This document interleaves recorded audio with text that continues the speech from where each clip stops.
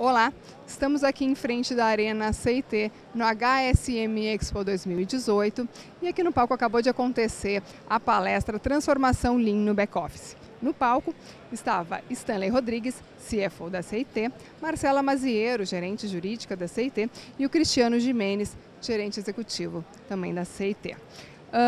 Stanley, o Back-Office é o guardião, né, da empresa contra os riscos. Mas hoje, com a questão da necessidade da agilidade, né, do digital, como é que funciona para o back-office manter a segurança, mas fazer as entregas com agilidade? Bom, a questão da segurança, existe um paradigma em relação à segurança que tem muito a ver com essa escola de gestão que todos nós acabamos crescendo com ela. Século XX, né, todo foi desenvolvido em cima de uma estrutura baseada em comando e controle. O aspecto de segurança também sempre foi tratado com esse viés, onde a gente tem que restringir para poucas pessoas certos assuntos e ao restringir, supostamente a gente está tendo mais segurança, né? E isso é só se você olhar, é um paradigma. Eu fico imaginando no meu dia a dia com meus filhos, por exemplo.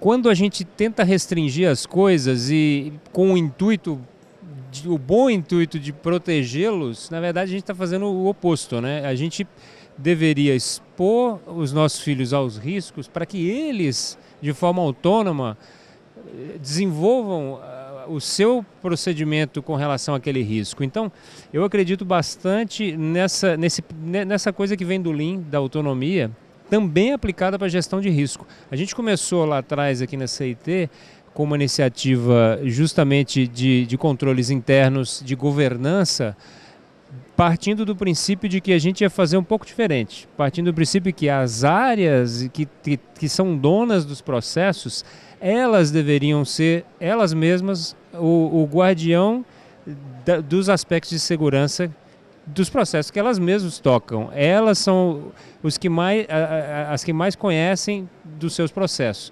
E não uma área, um órgão centralizado que ele vai falar de segurança, ele vai fazer gestão, vai ter controle.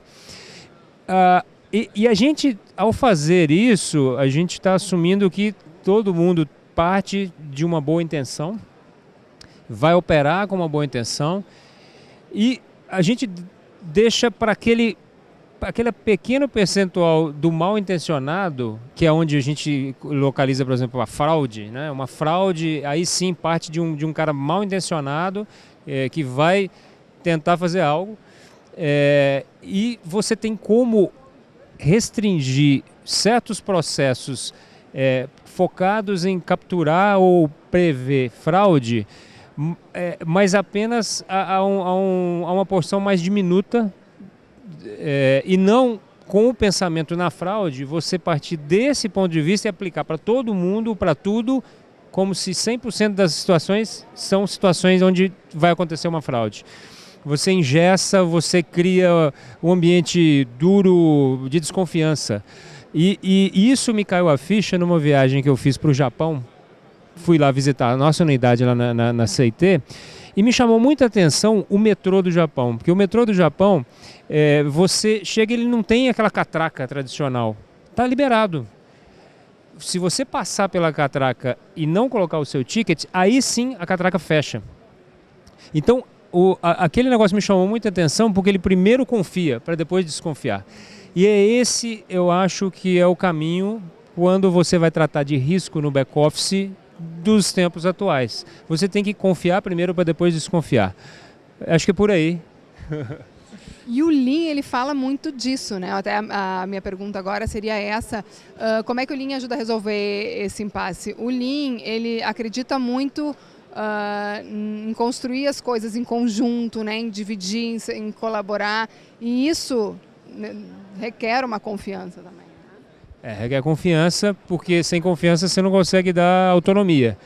E, na verdade, ao você dar autonomia, você eleva o nível de segurança. Porque uma pessoa, quando se sente dona daquilo, você vai trazer o melhor dela.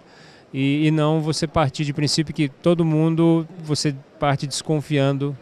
E aí você talvez pode trazer o pior da pessoa com uma atitude dessa. E agora, Marcela, nos conta um pouco sobre como ações e as ferramentas do Lean têm ajudado a transformar o jurídico de um símbolo da burocracia para um departamento, uma área que consegue sustentar essa agilidade. O jurídico realmente ele é conhecido, né, como esse símbolo da burocracia, e isso é um fator bem inovador dentro da CIT, quando a gente abriu um pouco para uma reflexão com o time de que forma a gente poderia utilizar ferramentas Lean e estar mais aderente ao próprio business da CIT. E hoje a gente está utilizando basicamente o Situation Wall, é uma ferramenta que eu acho interessante contar, que é uma ferramenta de gestão que traz uma visibilidade para o cliente e para o próprio time do jurídico. E isso, de certa forma, ele agiliza os processos, porque tendo visibilidade e que cada time... Vou falar até duas ferramentas, Situation Wall e Kanban. Porque no Situation Wall dá visibilidade e o Kanban é um modo que cada integrante da área jurídica acaba sendo dono da demanda dele. Então, no final, na entrega, ela acaba sendo consequentemente mais ágil, porque ele não passa simplesmente, eu fiz minha parte e não é mais meu. Ele cuida do processo do começo ao fim. Então, esse foi um ganho enorme com a utilização dessas ferramentas.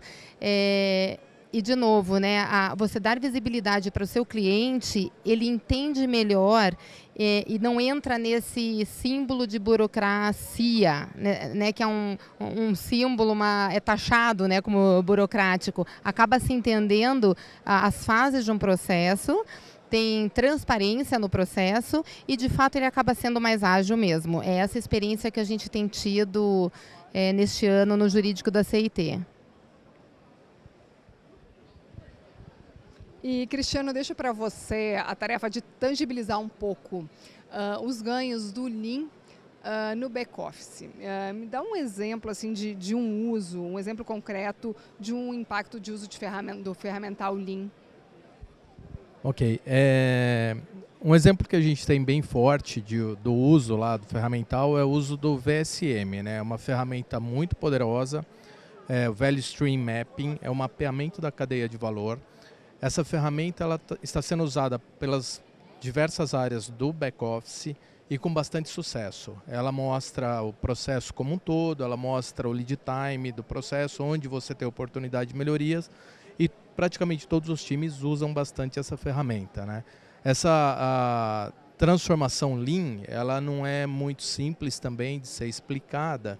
Ela passa por uma série de ferramentas e ela é uma jornada bastante longa, na verdade é uma jornada sem fim. E que ela começa nas pessoas e termina nas pessoas. Então, quando você começa a mudar o comportamento das pessoas no dia a dia, a maneira como as pessoas fazem as coisas, você acaba mudando a cultura das pessoas, da área e, consequentemente, da empresa, buscando uma melhoria contínua, buscando essa jornada Lean que não tem fim, sempre em busca de ferramentas ou sempre em busca de coisas diferentes lá dentro, né? Você leva o engajamento direto para as pessoas, o poder na ponta, e isso cria a verdadeira transformação Lean, né? Não é de cima para baixo, vem direto do time, e aí que a mágica do Lean acontece no time e acaba servindo de exemplo para outros times. Então, para descobrir um pouco mais sobre isso, a CIT vai disponibilizar no seu site a palestra inteira desses três aqui. E a gente agradece a audiência de vocês e assistam nossos conteúdos nos canais da CIT. Muito obrigada.